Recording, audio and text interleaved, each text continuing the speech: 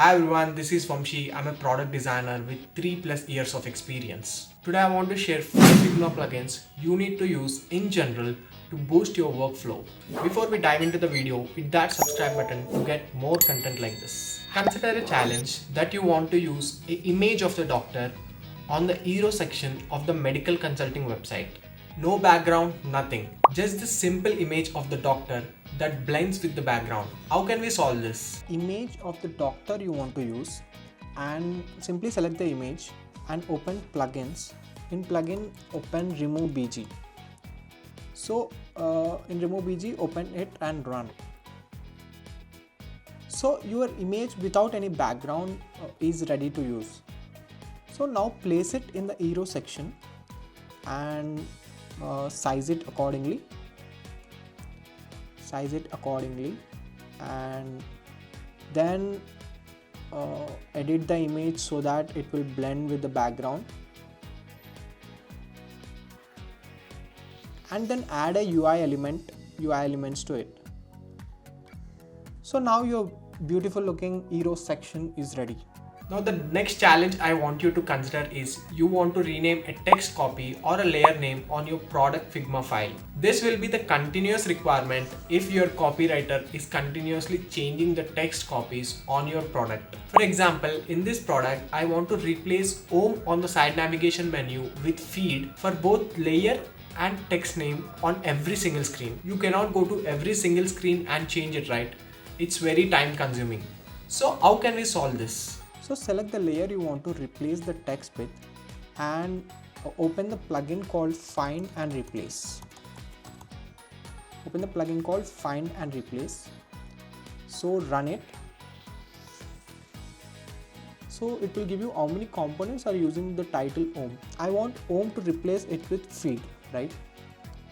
When you click on replace all, see it automatically replaces everything in every single screen.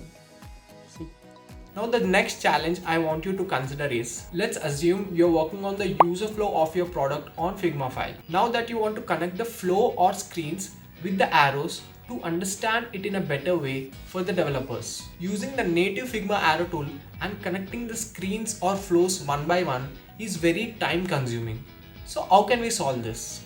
So to connect the two different screens or two different flows, you can simply open the plugin called Auto Flow.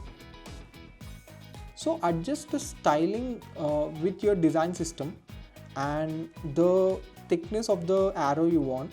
I want it as 3, and the roundness of the arrow you want, I want it as 24. So click on one screen and then click on other screen. So the arrow will be automatically filled. Click on one screen and press shift and click on other screen. Then the arrow will be automatically formed. Now the next challenge I want you to consider is, in any company, if you have given a problem to solve, you will be creating some flow of screens that solves that problem, right? But the problem can be solved in multiple ways. So let's say you have created 3 flows that solves the problem, but you want the opinion of your team members on which flow is the most efficient one. So how can you solve this? One way to solve this is get on a call with your team members and ask for feedback on the flows you have created. But what if you want the opinion of the multiple people in the company? So if you want the opinion of the multiple people in the company, so that's where the poll plugin come into place. So these are the two designs, two sample designs I have designed for this YouTube video. So here there is one difference. Obviously the input width is lesser than the button. Nobody uses this, but it's just an example. So open the poll plugin.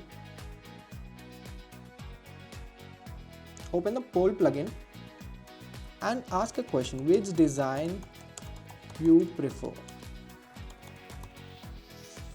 One is option A, one is option B, and then start poll. So you can place it in the design section.